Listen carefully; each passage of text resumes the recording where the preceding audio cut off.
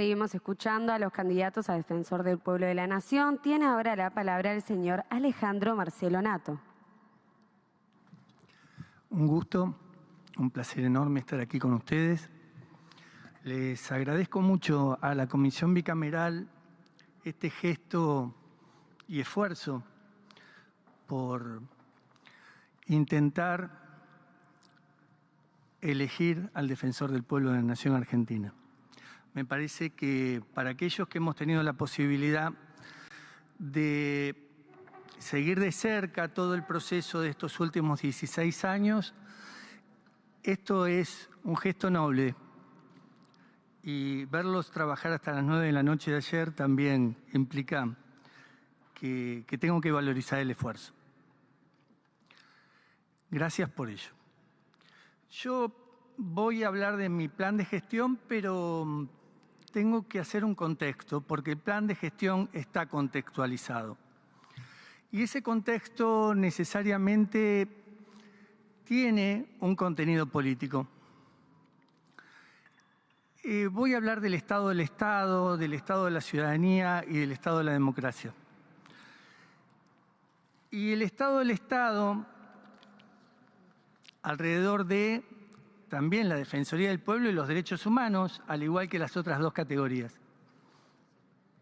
El estado del Estado podríamos decir que tiene por arriba la financiarización que lo perfora, endeudamiento sistémico, se toma deuda para pagar la deuda, lo que genera un achicamiento del presupuesto, y esto tiene un impacto directo sobre los derechos económicos, sociales y culturales y las obligaciones del Estado. Con lo cual, muy difícilmente el Estado, que se obliga a cumplir con los deberes a partir de las obligaciones internacionales, tenga esas posibilidades de ejercer ese cumplimiento. El Estado también, hacia adentro del Estado, tiene cuestiones que son necesarias destacar. ¿Por qué digo esto? Porque al haber un redimensionamiento del Estado, al cambiar la dinámica de determinado tipo de instituciones, al desmembrar algunas, desmantelar otras, dar por tierra con otras instituciones, y voy a hablar específicamente, porque siempre decimos la debilidad institucional de la Defensoría del Pueblo, que lleva 16 años desinstitucionalizada, acéfala lleva 13 años, no 16, pero acéfala. Yo podría decir que esto se debe también a que no es la única institución que está débil. Y vuelvo a lo que estaba narrando de la desestructuración del Estado a partir del redimensionamiento del Estado. No tenemos más el INADI, no tenemos más el Ministerio de la Mujer, no tenemos prácticamente algunas instituciones, y si las tenemos mermadas en su máxima expresión, más que mínima expresión, porque la han vaciado de contenido. Estoy hablando de ACUMAR, que es absolutamente necesario para poder llevar adelante cualquier tipo de búsqueda de revitalizar el rol de la Defensoría del Pueblo para con el caso Riachuelo Matanza, para con el caso Mendoza. Y como acá se habló recientemente, como que si me dan la legitimación procesal y al mismo tiempo me dan la posibilidad de ser defensor del pueblo, yo podría revitalizar todo eso. Bueno, yo debería de ver qué es lo que tengo del otro lado. Voy a avanzar sobre eso. Pero también quiero hacer mención respecto a instituciones como el INTI, el INTA, que trabajan todos los días dotando a la gente de insumos para poder sobrevivir con sus recursos propios. Están cada día más mermados, desmembrados, absolutamente vaciados de contenido. Entonces nos encontramos que no solo la Defensoría del Pueblo de la Nación tiene una debilidad institucional, porque acá hay un poder positivo del Estado que tiene que ver con las normas, que tiene que ver con los reglamentos, que tiene que ver con los actos administrativos, pero también actos, hechos y omisiones que hacen a la Defensoría del Pueblo. Pero yo lo que quiero decir es que ese poder positivo tiene como contracara un poder negativo que es la defensa de las personas a partir del poder positivo. Ahora, si yo consigo el organismo de garantía y no tengo del otro lado quien me abra la puerta, tengo un problema estructural. Y el problema estructural es político. Al Estado también se lo perfora de abajo para arriba, porque hay un sinnúmero de minorías activas y minorías intensas que no tienen dónde reclamar y dónde hacer valer sus derechos, y que tampoco ese Estado tiene la capacidad de asimilar una demanda que tiene absolutamente una raíz que está potenciada por nuevas y ampliados derechos, por nuevas lógicas y ampliados esos derechos. Entonces, tenemos el estado de la ciudadanía también con un grado de desconfianza que es generalizado, pero al mismo tiempo la ciudadanía está siendo maltratada. Decía Martelo recién algo y lo voy a tomar como referencia de las audiencias públicas porque también se habló durante todo el día de ayer de eso. La verdad que si las audiencias públicas son tomadas como un trámite administrativo, que hay que pasarla para poder seguir adelante con el designio que ya aquellos que habían convocado la audiencia tenían previsto lo que iban a hacer y hacen que escuchan, pero en verdad no tienen en cuenta nada de lo que dice el ciudadano. Lógicamente, que haga una audiencia va a ir 37 personas porque está maltratada la ciudadanía. Entonces, lo que quiero plantear aquí es que ese grado de desconfianza, ese estado en el cual se encuentra la ciudadanía en función también de una crisis de representación política que es generalizado, porque hay crisis de partidos también que es generalizado, la verdad que no tiene dónde canalizar sus demandas. Y luego tendría que hablar del estado de la democracia y que entre la democracia deliberativa y la democracia participativa, que van juntas de la mano, choca muchas veces con la obstrucción que desde la democracia representativa se hace. Por eso vuelvo a lo de las audiencias públicas, que no es menor. Porque en los únicos lugares donde hay canales participativos, porque no pretendamos que consigan las firmas que le pide la Constitución para lo que la Constitución previó para hacer participar a la gente. Pongamos las audiencias públicas, que es en lo local, que es cuando tienen que discutir los servicios públicos. Y realmente esos no son los lugares vivificantes para que la ciudadanía se sienta convocada. Entonces yo lo que quiero decir, más allá que hay autores que hablan de la sociedad cansada, de pasiones tristes, bueno, yo lo que quiero decir es que mi proyecto de la gestión de Defensoría del Pueblo tiene que ver con esto de tenemos que reinstitucionalizar la Defensoría del Pueblo, yo diría, hacer nuevamente institucionalidad en la Defensoría del Pueblo, pero teniendo en cuenta lo que hay. Acá nos olvidamos que llevamos 31 años de una institución que existe, con una idoneidad enorme por parte de muchos de los funcionarios que se encuentran dentro de la Defensoría. Los conozco muy bien, trabajo allí. Pero debo decir que al mismo tiempo hay un conocimiento temático muy profundo. Por acá pasó la directora del área de medio ambiente y otro director del área de medio ambiente.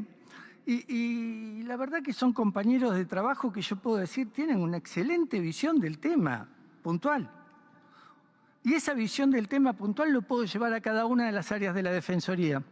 Entonces yo tengo que partir que es una institución que tiene categoría A ante Naciones Unidas por el compromiso social, el esfuerzo y la idoneidad de su personal, que mantuvo una institución con debilidad institucional durante 16 años. Mis ejes de acción giran en torno a valorizar lo que hay y a partir de lo que hay empezar a trabajar.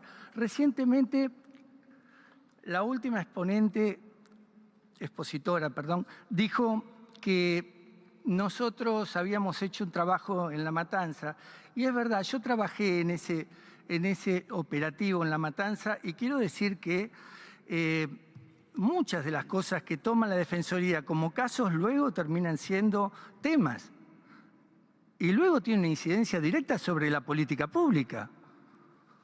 Entonces los ejes tienen que ver con la federalización, tienen que ver con la articulación interinstitucional, tienen que ver con darle el valor que verdaderamente tiene el litigio estratégico y trabajar activamente con todas las instituciones para revitalizar una estructura orgánica que tiene la obligación de presentar discursivamente también un debate, porque está, así como la ciudadanía, el Estado y la democracia están perturbados de algún modo, también lo están los derechos humanos.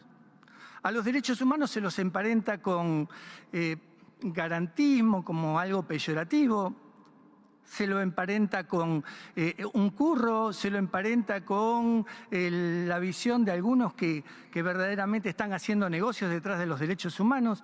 Y ayer hablaron de los debates incómodos. Yo creo que estos son debates cómodos, no incómodos. La Defensoría tiene que entrar en ese debate en favor de los derechos humanos y tiene que incluso darle y dotar de contenido, no el catálogo de derechos humanos que teóricamente puede ir a proponer a la sociedad, sino ese catálogo de posibilidades que tiene la sociedad para poder ejercer verdaderamente esos derechos. Por eso, revitalizar el organismo de garantía, darle todos los recursos para poder trabajar, generar mayor tipo de visibilidad, dotarlo de los insumos necesarios para tener un acceso efectivo y profundizar las investigaciones que tiene que llevar adelante, lógicamente le va a dar mucha más fuerza y potencia si esto lo puede entrelazar con todo el tejido asociativo que verdaderamente existe y que también hace un esfuerzo enorme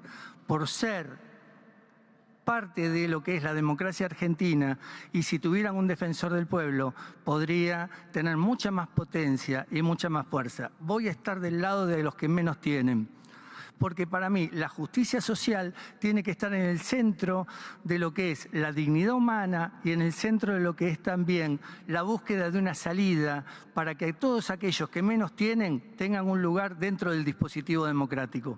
Muchas gracias. Diputada Stolbizer. Muchísimas gracias, doctor Nato. No, una pregunta muy en particular, si usted sabe cómo está actuando la Defensoría y cuál podría ser el rol de la Defensoría en el tema de migrantes y refugiados. Sí. La Defensoría del Pueblo tiene un área específica que es identidad.